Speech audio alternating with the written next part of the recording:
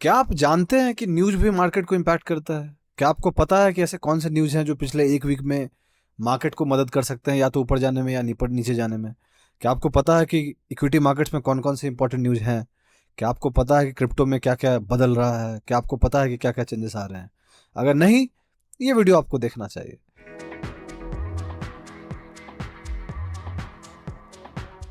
कैसे हैं आप लोग? मेरा नाम ब्रजभूषण हुआ और मैं आप लोगों का स्वागत करता हूं आप लोग के अपने चैनल पे, जिसका नाम है ट्रेड विद भूषण। ये वीडियो बेसिकली न्यूज़ कवर का वीडियो है, जिसमें हम बात करेंगे कुछ इंपॉर्टेंट न्यूज़ जो इक्विटी को लेके है, कुछ इंपॉर्टेंट न्यूज़ जो क्रिप्टो को लेके है। दो दो तीन तीन न्यूज़ हम बात करेंगे दोनों का, और उसका इंपैक्ट हम बात करेंगे कि क्या हो सकता है, नहीं हो सकता। आने वाले टाइम में मार्केट, अगला एक वीक में मार्केट क्या कर सकता है। हमारी कोशिश है आपके सामने इंपॉर्टेंट चीज़ें लाने की, ताकि आपको पता हो कि मार्केट में क्या बदलाव हो रहा है, नहीं हो रहा है। सबसे पहले स्टार्ट करते हैं इक्विटी से। इक्विटी में जैसे कि आपको पहले हमने बता रखा है, आप जानते होंगे कि एचडीएफसी बैंक का रिजल्ट अच्छा नहीं आया था, और उसके बाद फिर मार्केट, बैंक निफ्टी जो है थोड़ा सा स्ट्रगल किया ऊपर जाने के लिए। वैसे ही आज जब मैं आपके सामने वीडियो बना रहा हूं, तो एसबीआई का रिजल्ट भी बहुत अच्छा नहीं आया है। और एसबीआई भी एक मेजर बैंक है। आप देख सकते हैं कि एसबीआई का जो बैंक क्वार्टरली है पैट, वो 11,064 करोड़ के आसपास है, in comparison to 15,477 crore year on year. ये बहुत अच्छा नहीं है बैंक के लिए। इससे क्या होगा? इससे यही होगा कि हो सकता है कि एसबीआई थोड़ा स्ट्रगल करे, एसबीआई थोड़ा नीचे जाए। अगर ऐसा होगा तो हो सकता है कि बैंक निफ्टी भी इम्पैक्ट होगा। बैंक निफ्टी इम्पैक्ट होने का मतलब है कि ओवरऑल मार्केट को भी थोड़ा सा इम्पैक्ट पड़ेगा, बिकॉज वो सेंटीमेंट वैसा पड़ेगा, राइट। बाकी मैं पहले भी बताया है आपको कि बहुत सारे स्टॉक के रिजल्ट्स आ रहे हैं, आप उसको देख सकते हैं। कैसे देखना है आपको, हमने एक वीडियो अलग से डेडिकेट करके बना दिया था। यहाँ भी आप देख सकते हैं कि सारे स्टॉक के रिजल्ट्स हैं। इसका जो वेबसाइट है www.wave.stockis.com है। वहाँ पे जाके आप देख सकते हैं कि कौन कौन से स्टॉक के क्या क्या रिजल्ट्स हैं। आपने जो स्टॉक होल्ड किए हैं उसके भी रिजल्ट्स को आप जाके देख सकते हो। बहुत बार ऐसा भी हो रहा है कि मेरे खुद के साथ हुआ है कि ऐसा हमेशा होता है कि कुछ स्टॉक के रिजल्ट अच्छे भी आ रहे हैं तब भी वो स्टॉक नीचे जा रहे हैं, और अदर केस में आपको दिखेगा कुछ स्टॉक के रिजल्ट बुरे भी आ रहे हैं तब भी स्टॉक ऊपर जा रहे हैं। तो आपको वो देख के डिसीजन लेना है, इसलिए थोड़ा सा सेफ रहिएगा। मेक श्योर कीजिएगा अपना रिस्क मैनेज कर रहे हैं। तो ये था पहला इंपॉर्टेंट न्यूज़ जो आपको पता होना था। दूसरा, यूएस वालों का जो फेड का मीटिंग था, उसमें फेड रेट का कोई कट नहीं हुआ है, और उनमें उन्होंने ये कहा है कि वो अभी उसको नॉर्मल रख रहे हैं, कुछ भी चेंज नहीं करेंगे। उनके मीटिंग के बाद उन्होंने इसका अनाउंस किया है कि the federal open market committee FOMC announced on January 31st 2024 that it will maintain its policy rate in a range of 5.25% to 5.55%। ये उसको सेम रख रहे हैं। पिछले 4 बार से इन्होंने उसको सेम रखा है, ना बढ़ाए ना घटाए हैं।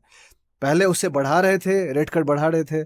अब हो सकता है कि आने वाले, उनका ऐसा कहना है कि इन्फ्लेशन धीरे धीरे कंट्रोल में आ जाएगा, वो सॉफ्ट लैंडिंग चाहते हैं। तो हो सकता है कि वो आने वाले टाइम में धीरे धीरे कट करे, या फिर मार्च तक उन्होंने बोला कि अभी कोई चेंज नहीं करेंगे, मार्च के बाद वो देखेंगे मार्च में क्या होता है। जब वो होगा तो हम आपको बताएंगे, अगर सब कुछ ठीक रहा तो ये दूसरा इंपॉर्टेंट है। ये एक अच्छी न्यूज़ है इक्विटी मार्केट्स के लिए, यूएस मार्केट के लिए भी। यूएस मार्केट ने भी अच्छा किया था इसके बाद, और इंडियन इक्विटी मार्केट्स को भी सपोर्ट कर सकता है, बिकॉज यूएस मार्केट थोड़ा मोड़ा इम्पैक्ट करता है। वो अलग बात है कि हम डिकपल कर रहे हैं अभी के टाइम पे।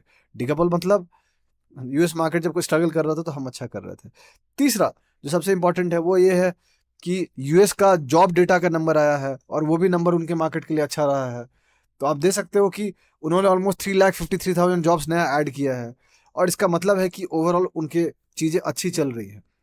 जिसके बाद यूएस मार्केट ऊपर गया था, जिसके बाद चीज़ें, लोगों को ऐसा लगता है कि यूएस में चीज़ें अच्छी चल रही है, मतलब एक ऐसा देश जिसमें जॉब अगर मिल रहा है तो ये मान के चलते हैं कि इकोनॉमी अच्छी हो रही है। इंडिया में वो चीज़ थोड़ा अपोजिट है, जॉब्स यहाँ पे बहुत ज़्यादा नहीं है, लोगों को दिक्कत हो रही है, बट यूएस में ये चीज़ बेहतर हो रही है। इसीलिए इक्विटी मार्केट यूएस का अच्छा करने की कोशिश कर रहा है। तो ये था तीन तीन या चार major important news equity markets को लेके। इसके बाद मैं आपको एक चीज़ और बता दूं, वो ये है कि आपको ये वीडियो देखना चाहिए, क्योंकि इससे आपको सीखने को मिलता है। मोस्ट ऑफ द वीडियोज को आप देखते नहीं है, सिवाय chart of the week video को। तो चार्ट ऑफ द स्टॉक के अलावा भी बाकी चीज़ों को देखिएगा, पता कीजिएगा, जानिएगा, समझिएगा, तो पता होएगा। All said and done, golds के बारे में हम अपडेट लाएंगे, मार्केट अपडेट में हम लाए भी हैं।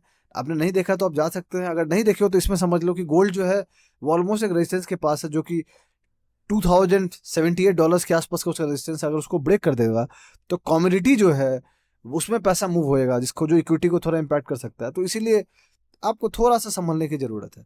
अब चलते हैं इक्विटी में, इक्विटी बोल रहा हूँ, क्रिप्टो को लेके दो एक न्यूज़ है। जो पहला न्यूज़ है वो ये है कि जेनेसिस करके जो बैंकरप्ट हुई है वो कोशिश कर रही है बेचने की $1 billion worth bitcoin trust shares. इससे क्या होगा, हो सकता है कि अगर ये एग्रेसिवली सेल करे तो बिटकॉइन पे इम्पैक्ट हो सकता है। तो जेनेसिस एक टाइम पे था, आप पढ़ना चाहते हैं तो इस वेबसाइट पे जाके पढ़ सकते हैं। Genesis global capital has present US bankruptcy के लिए फाइल किए हैं, और इसके बाद इनके पास इतना worth of grey scale bitcoin है GBTC, इसको वो बेचना चाहते हैं। बेसिकली इसको बेचने के लिए उनको लिक्विडिटी चाहिए होगा क्योंकि ये बड़ा पैसा है। देखते हैं क्या होता है। तो ये है, इसलिए अगर क्रिप्टो में आप थोड़ा ज़्यादा एग्रेसिव है, थोड़ा संभलने की जरूरत है, बिकॉज बिटकॉइन पिछले 1-1.5 महीने से, ऑलमोस्ट 2 महीने से साइडवेज में चल रहा है, और जब तक वो अपने रेजिस्टेंस को ब्रेक नहीं करेगा जो कि $45,000 के आसपास है, तब तक कुछ क्लियर नहीं होगा कि बिटकॉइन एग्जैक्टली करना क्या चाह रहा है। साइडवेज अच्छी बात है क्योंकि नीचे से उसकी बाइंग थी, और हम क्रिप्टो अपडेट में भी इसको बताते आ रहे हैं आपको। इसके अलावा जो दूसरा इंपॉर्टेंट है वो बाइनेंस को लेके है। बाइनेंस के जो डिप्टी CCO है जिनका नाम स्टीव क्रिस्टिया करके है, ये वापस से रीज्वाइन कर गए हैं। पिछले बार ये स्टेप डाउन कर गए थे ये बोल के कि इनको हेल्थ और फैमिली पे प्रायोरिटाइज करना था, उनको देना था। अब वापस से ये आ गए हैं, तो ये बाइनेंस के लिए अच्छी खबर है। इनके बारे में आप पढ़ना चाहते हैं तो आप जाके पढ़ सकते हैं। बाइनेंस ने खुद भी आर्टिकल लॉन्च किया है, प्लस ये भी है। तो बाइनेंस कुछ चेंजेस के साथ जा रहा है। सीजेड जो उनके पहले CEO थे वो स्टेप डाउन किए, नया CEO बने रेयान करके। उसके बाद फिर अभी ये नया CEO ला रहे हैं, तो अलग अलग चीज़ है।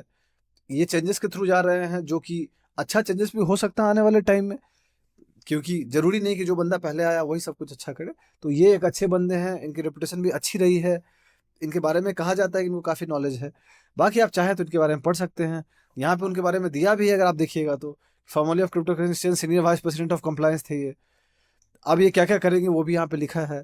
मैं बहुत ज़्यादा इस वीडियो को लंबा नहीं करना चाहता, चाहूँ तो मैं कर सकता हूँ आसानी से पढ़ के आपके सामने, बट बेहतर होगा कि जो इंपॉर्टेंट था वो मैंने आपको बता दिया है, आप जाके उसको देखिए।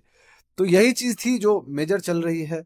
सो ओवरऑल यही मैं वीडियो में बताना चाहता था। अगर आपको अच्छा लगा तो आप लाइक कीजिए, सब्सक्राइब कीजिए हमारे चैनल को, मेक श्योर कीजिए कि आप सपोर्ट कर रहे हैं, हमें सपोर्ट कीजिएगा तभी हम आगे बढ़ेंगे, वरना हम नहीं बढ़ेंगे। बहुत जल्दी मैं आपसे अगले वीडियो में मुलाकात करूंगा, तब तक के लिए अपना ध्यान रखें। चीयर्स।